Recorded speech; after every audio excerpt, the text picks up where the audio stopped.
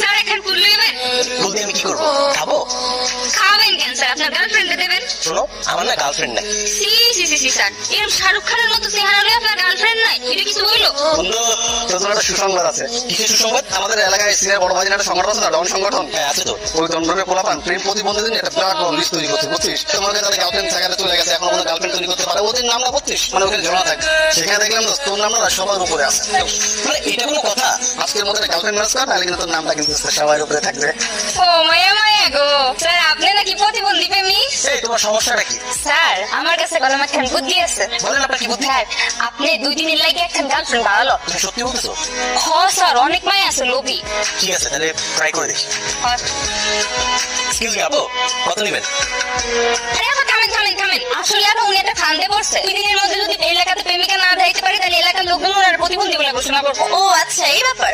ঠিক আছে, আমাকে